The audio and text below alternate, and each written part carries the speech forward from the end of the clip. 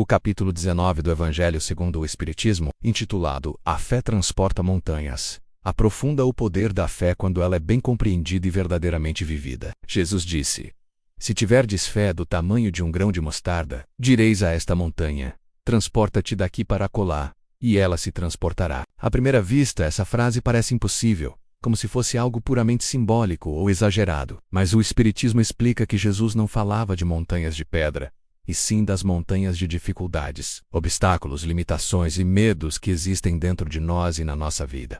O que é a fé segundo o Espiritismo? Este capítulo começa explicando que a fé não é uma crença cega, não é aceitar algo só porque foi dito. A verdadeira fé é uma confiança firme, baseada na compreensão das leis de Deus. A fé é sólida quando se apoia na razão, quando entendemos por que acreditamos e em que acreditamos. Por isso o Espiritismo fala de uma fé raciocinada, aquela que não teme a ciência, nem o progresso, nem as perguntas, porque sabe que a verdade não se contradiz. Quando a fé é raciocinada, ela se torna inabalável, porque não depende de emoções passageiras, mas de convicções profundas. Fé e vontade.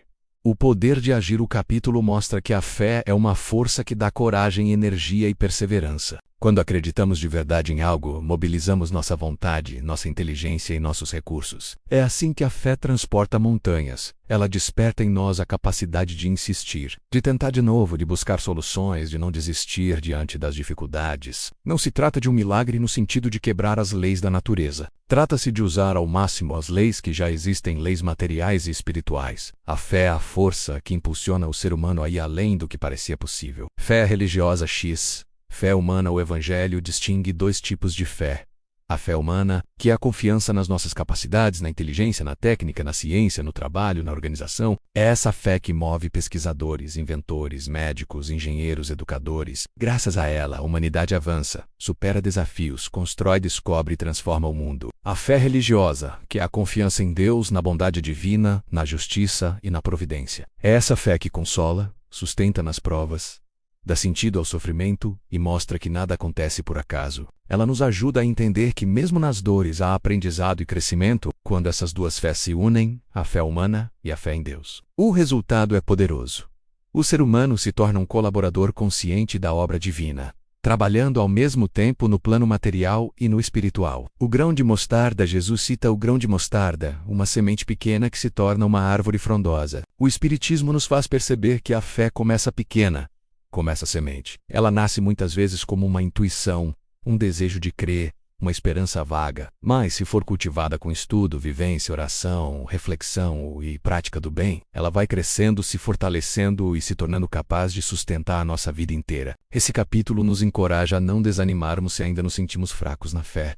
O importante é cultivar, cuidar, alimentar. A fé cresce com a experiência, com as provas superadas, com as respostas íntimas que recebemos ao longo do caminho. Condição da fé inabalável. O Evangelho diz claramente que a fé inabalável é somente aquela que pode encarar a razão, face a face, em todas as épocas da humanidade. Isso significa que uma fé verdadeira não teme perguntas, não teme dúvidas sinceras, não teme o estudo. Ao contrário, ela se fortalece quando é questionada com honestidade, porque a verdade sempre resiste ao exame sincero. Assim, o Espiritismo nos convida a entender aquilo em que acreditamos, estudar o Evangelho, conhecer as leis espirituais, refletir sobre a vida, sobre Deus, sobre a justiça divina. Quanto mais compreendemos, mais confiamos. E quanto mais confiamos, mais força temos para enfrentar as dificuldades. Fé, prova e mérito. O capítulo também mostra que Deus não nos dá tudo pronto apenas porque acreditamos. A fé não é uma forma de fugir das leis naturais ou das consequências dos nossos atos. Pelo contrário, a fé verdadeira nos ensina que cada conquista exige esforço,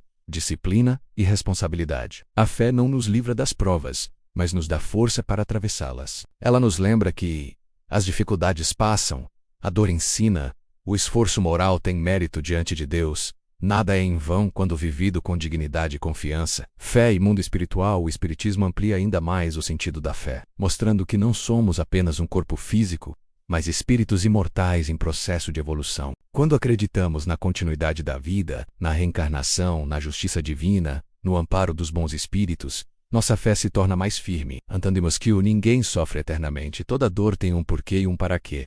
A morte não é o fim, mas uma mudança de plano. Nossas ações de hoje constroem nossa paz de amanhã. Essa visão torna a fé um farol que ilumina não apenas esta existência, mas toda a caminhada da alma. A verdadeira fé, por fim, O capítulo lembra que a verdadeira fé se reconhece pelas obras. Não adianta dizer que confia em Deus, mas viver preso ao desespero, ao ódio, à vingança ou ao egoísmo. A fé verdadeira inspira serenidade diante das provações, coragem para recomeçar, confiança no amparo superior, desejo sincero de praticar o bem. A fé que transporta montanhas é aquela que nos transforma por dentro e, pouco a pouco, transforma também a nossa realidade. Assim, o capítulo 19 nos convida a perguntar: que montanhas eu preciso mover dentro de mim? Medo, orgulho, desânimo, culpa, ressentimento, falta de confiança? Com fé raciocinada, com amor e com esforço sincero, essas montanhas podem ser superadas, não de um dia para o outro, mas passo a passo, com Deus, com Jesus e com o amparo espiritual ao nosso lado.